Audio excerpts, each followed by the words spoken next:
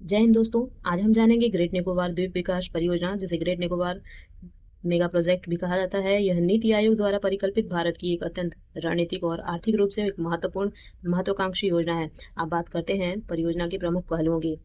यह परियोजना लगभग 72,000 से 80,000 करोड़ रुपए की अनुमानित लागत राशि से भारत के सबसे दक्षिणी द्वीप ग्रेट निकोबार में लागू की जा रही है। इसका मुख्य निर्णय बिंदु मलक्का जलडमरू मध्य स्टेट ऑफ मलक्का के पास भारत की रणनीतिक और नौसैन्य स्थिति को मजबूत करना है।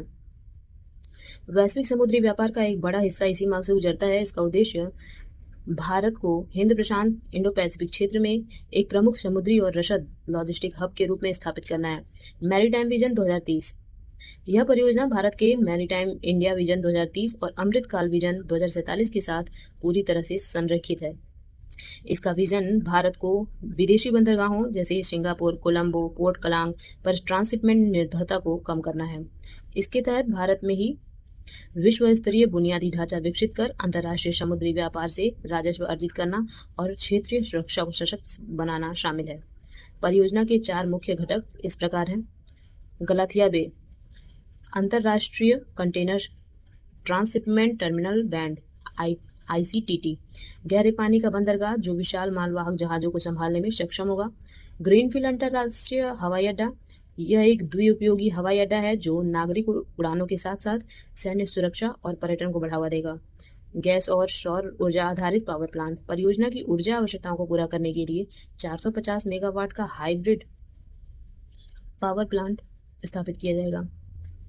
एकीकृत ग्रीनफील्ड टाउनशिप, जहाज रानी और वाणिज्यिक तथा रक्षा कर्मियों के लिए एक अत्याधुनिक स्मार्ट शहर का विकास किया जाएगा। आइए जानते हैं कि भौगोलिक एवं जैव विविधता की दृष्टि से इस परियोजना का महत्व क्या है। भू राजनीतिक दृष्टि से यह द्वीप अंतर्राष्ट्रीय पूर्व पश्चिम समुद्री व्यापार मार्ग ईस्ट वेस्ट शिपिंग रूट से मात्र 40 समुद्री मील की दूरी पर है।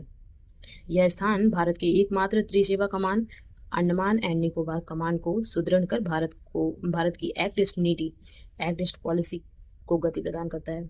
इस परियोजना को लेकर जैव विविधता संबंधी कुछ चिंताएं और संतुलन बनाने जैसी चुनौतियां भी हैं। जैसे भौगोलिक और पारिस्थितिक दृष्टिकोण से ग्रेट निकोबार सुंडरलैंड बायोडायवर्सिटी हॉटस्पॉट और ग्रेट निकोबार बायोस्फीयर रिजर्व का हिस्सा है।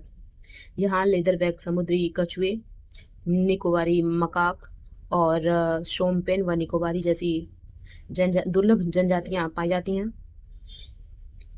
इस परियोजना से क्या लाभ होगा? इस परियोजना से देश को समुद्री संप्रभुता और आर्थिक समृद्धि मिलेगी। पर्यावरण संतुलन बनाए रखने के लिए परियोजना में